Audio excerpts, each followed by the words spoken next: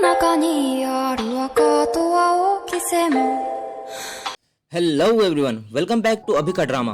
तो आज हम द गुड बैड मदर का एपिसोड नंबर 2 लेकर आए हैं। अगर आपने एपिसोड नंबर 1 नहीं देखा तो मैं डिस्क्रिप्शन में लिंक दे दूंगा। तो पिछले एपिसोड में हमने देखा था कि युंगशुन ने अपनी पूरी जिंदगी अपने बेटे को एक बहुत बड़ा प्रोसिक्यूटर यानी वकील बनाने में लगा देती है, और हम देखते हैं कि उसका बेटा कैंगहो एक बहुत बड़ा प्रोसिक्यूटर बन चुका है। और हम देखते हैं कि उसने एक कंस्ट्रक्टर सुपरवाइजर के खिलाफ एक केस जीता है, जिसकी वजह से एक मजदूर की जान चली गई थी। लेकिन तभी उस सुपरवाइजर को सजा मिलने के बाद हम देखते हैं कि उस सुपरवाइजर की बीबी कैंगहो के पास एक सबूत लेकर आती है, और सुपरवाइजर की वाइफ बताती है कि उसके पति को फंसाया गया है, उसकी कोई गलती नहीं है। प्रोसिक्यूटर कैंगहो को शुरुआत में हमें देख के लगता है कि वो एक बहुत अच्छा वकील बना है, लेकिन नहीं, उसका असली चेहरा तब सामने आता है जब उसे पता चलता है कि सुपरवाइजर बेगुनाह था, लेकिन फिर भी वो उसकी मदद नहीं करता। वो बिल्कुल उसी प्रोसिक्यूटर जैसा बन चुका है जैसे उस प्रोसिक्यूटर ने उसके पिता को धोखा दिया था। और आगे हम देखते हैं कि कैंगहो चेयरमैन सॉन्ग के लिए काम करता है, और चेयरमैन सॉन्ग कोई और नहीं, वही कंस्ट्रक्टर है जिसने उसे पिता को मारा था।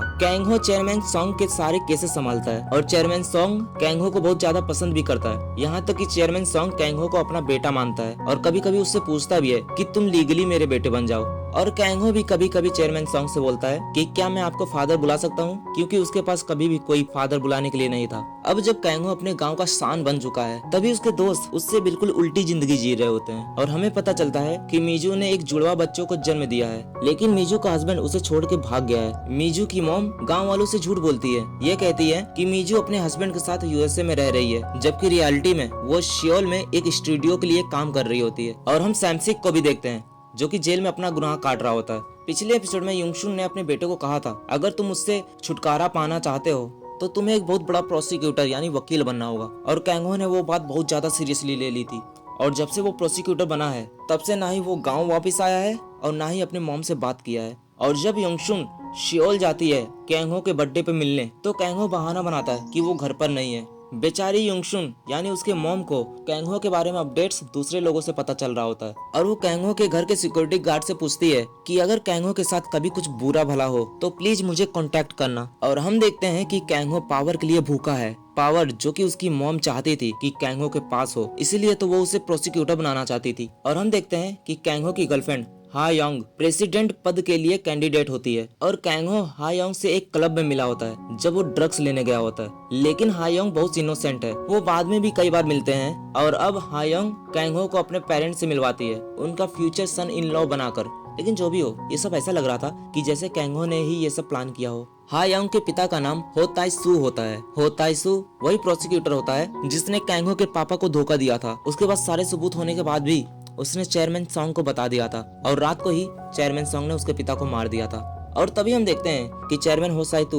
कैंगहो को धमकी दे रहा होता है कि तुम मेरी बेटी से ब्रेकअप कर लो, क्योंकि उसने पहले से ही अपने बेटी की शादी एक बड़े बिजनेसमैन के बेटे से तय कर रखी है। और अब अगर कैंगहो को हायोंग का हस्बैंड बनना है तो उसका एक बहुत पावरफुल बैकग्राउंड होना चाहिए, और वो उस पावर के लिए कुछ भी कर सकता है। और वो जाके चेयरमैन सॉन्ग से रिक्वेस्ट करता है कि आप मुझे लीगली अडॉप्ट कर लीजिए, ताकि वो ओ ताई सू के साथ रिलेशनशिप डेवलप कर पाए। ताई सू और चेयरमैन सॉन्ग साथ में बहुत लंबे समय तक काम किया होता है, जब तक ताइसो ने एक बड़े बिजनेसमैन के साथ अपनी बेटी की शादी नहीं तय कर दी। और अब हम देखते हैं कि कैंगहो काफी लंबे समय बाद यानी प्रोसिक्यूटर बनने के बाद पहली बार अपने गांव जा रहा होता है अपने फियांसे के साथ। युंगशुन और उसके गांव वाले सब बहुत ज्यादा एक्साइटेड होते हैं, और वो लोग गांव में फीस्ट की तैयारी कर रहे होते हैं। वो लोग बहुत ज्यादा खुश होते हैं, और अब उन्हें ये भी लगता है कि शायद कैंगहो युंगशुन को वापस सियोल लेकर जाए। लेकिन कैंगहो अपने गांव किसी और ही इरादे से आया था। कैंगहो रिनंसिएशन ऑफ पेरेंटियल राइट्स का पेपर लाकर युंगशुन के सामने रख देता है, और वो अपनी माँ से पूछता है कि आप इस पे साइन कर दीजिए। और उस पेपर पर साइन करने का मतलब ये था